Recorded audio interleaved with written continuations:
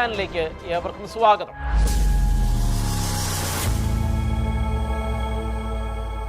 സ്വന്തം കരുത്തും ശക്തിയും ഒന്നും ഓർക്കാതെ അടുത്തു നിൽക്കുന്നവരെ വെറുതെ കയറി വെല്ലുവിളിക്കുകയും മെക്കിട്ട് കയറുകയും ചെയ്യുന്ന ചില കാര്യവിവരമില്ലാത്ത ആളുകൾ എല്ലാ സമൂഹത്തിലുമുണ്ട്. അത്തരത്തിലുള്ള ഒരു അന്തർദേശീയ ഫിഗറാണ് നമ്മുടെ രാജ്യത്തെ നിരന്തരമായി ചൊറിഞ്ഞുകൊണ്ടിരിക്കുന്ന പാകിസ്ഥാന്റെ പട്ടാള മേധാവിയായ അസീം മുനീർ.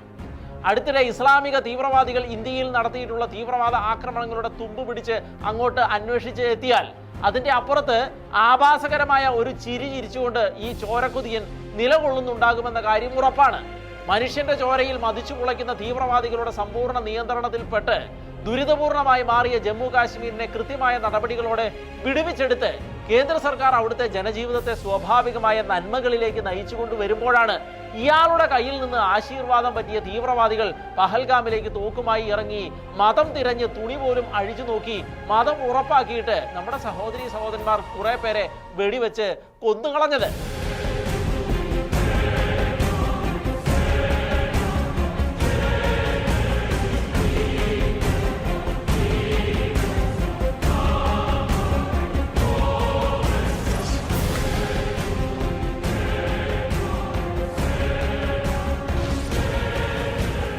ഒട്ടും അമാന്തിക്കാതെ തിരിച്ചടിച്ച ഇന്ത്യ തീവ്രവാദികളുടെ കൂടാരങ്ങൾ തകർത്ത് തരിപ്പണമാക്കുകയും അവർക്ക് ചെല്ലും ചെലവും കൊടുത്ത് ഇറക്കിവിട്ട അസീം മുനീറിനും പാകിസ്ഥാനും ശക്തമായ താക്കീതും മുന്നറിയിപ്പും കൊടുത്തതാണ്.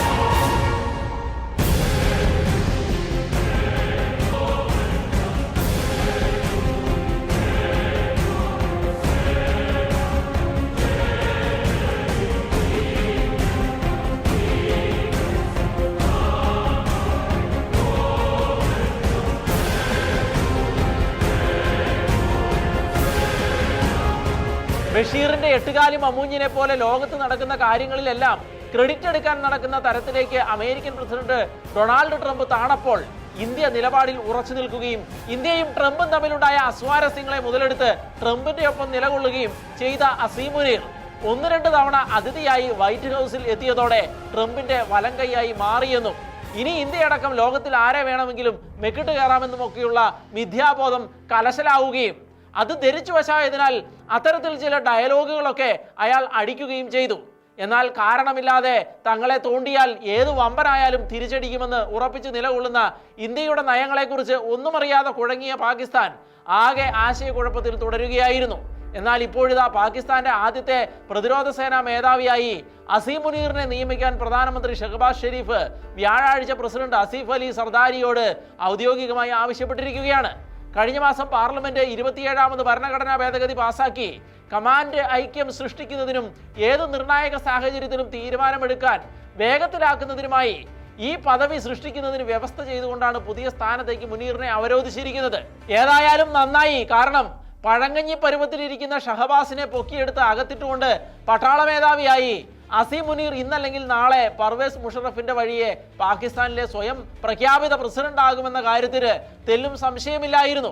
ഷഹബാസ് തന്നെ ഇനീഷ്യേറ്റീവ് എടുത്ത് മുനീറിനെ തലപ്പത്തിരുത്തിയതിനാൽ നാളെ അത്തരമൊരു നീക്കമുണ്ടായാൽ പോലും തടി കേടാകാതെ രക്ഷപ്പെടാൻ ഷഹബാസിന് കഴിഞ്ഞേക്കാം എന്നാണ് നമുക്ക് മനസ്സിലാക്കാൻ കഴിയുന്നത്. അടിയന്തര പ്രാധാന്യത്തോടെ പുതിയ തസ്തിക ഉണ്ടാക്കി സയ്യിദ് അസീം മുനീറിനെ അവിടെ കുടിയിരുത്തിയിരിക്കുന്നത് 5 വർഷത്തേക്കാണ്.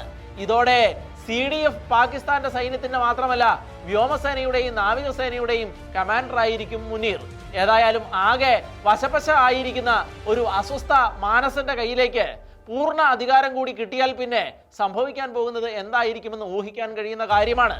നിരന്തരമായി മുനീർ ഇന്ത്യക്കെതിരെ വിസർജിക്കുന്ന വായാട്ടങ്ങളിലെല്ലാം യുദ്ധത്തിന്റെയും ആക്രമണത്തിന്റെയും സൂചനകളുണ്ട്. അക്കാര്യം ഉറപ്പിച്ചുകൊണ്ട് ഇപ്പോൾ മുൻ പാക് പ്രധാനമന്ത്രിയും ക്രിക്കറ്ററുമായ ഇമ്രാൻഖാന്റെ ജയിൽവാസം ഈ ദിവസങ്ങളിൽ വലിയ വിവാദമുണ്ടാക്കിയിരിക്കുന്ന കാര്യമാണ്.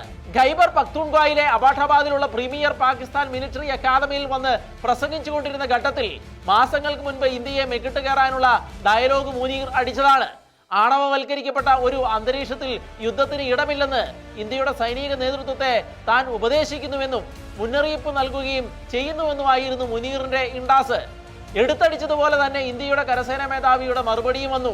ഇതൊന്നും കേട്ടാൽ ഞങ്ങൾ പേടിക്കത്തില്ല എന്നും, വാചകമണി കേട്ടാൽ നിർബന്ധിക്കപ്പെടത്തില്ല എന്നും, എന്നാൽ പാകിസ്ഥാന്റെ ഭാഗത്തു നിന്ന് ഒരു ചെറിയ പ്രകോപനം ഉണ്ടായാൽ പോലും ഞങ്ങൾ നോക്കി നിൽക്കത്തില്ല എന്നും അതിശക്തമായി തന്നെ പ്രതികരിക്കുമെന്നും തിരിച്ചടിക്കുമെന്നും ശക്തമായ ഭാഷയിലായിരുന്നു കരസേനാ മേധാവി രാജ്യത്തിന്റെ നയം വ്യക്തമാക്കിയത്. ഇപ്പോഴത്തെ പ്രധാനമന്ത്രിയായ ഷഹബാസിന്റെ ചേട്ടൻ നവാസ് ഷെരീഫിനെ അട്ടിമറിച്ചുകൊണ്ട് 2001 ഇതുപോലെ ഒരു പട്ടാള മേധാവി അധികാരം പിടിച്ചെടുത്തിരുന്നു. പർവേസ് മുഷറഫ് പട്ടാള മേധാവി ആയിരിക്കെ കാർഗിലിൽ അടക്കമുള്ള യുദ്ധങ്ങളിൽ ഇന്ത്യയെ ഒരുപാട് അസ്വസ്ഥതപ്പെടുത്തിയ ഇയാൾ ഇന്ത്യക്കെതിരെ ഒരുപാട് അധിനിവേശങ്ങൾക്ക് കളമൊരുക്കിയെങ്കിലും 2008 ഇംപീച്ച്മെന്റ് ഭയന്ന് രാജിവെച്ച് ഓടുകയായിരുന്നു ഇദ്ദേഹം ചെയ്തത്. പിന്നീട് ഒരിക്കൽ പോലും പാകിസ്ഥാനിലേക്ക് എത്താനാകാതെ ദുബായിൽ കിടന്ന് മയ്യത്താകാനായിരുന്നു ഇദ്ദേഹത്തിന്റെ വിധി. അതുകൊണ്ട് ആസന്ന മൃതിയിലേക്ക് കിതച്ചു നീങ്ങുന്ന ഒരു രാജ്യത്ത് സംഭവിക്കുന്ന ഭരണമാറ്റങ്ങൾ കണ്ടൊന്നും ഇന്ത്യ കുലുങ്ങത്തില്ല എന്ന് മാത്രം ഓർമ്മിപ്പിക്കുകയാണ്.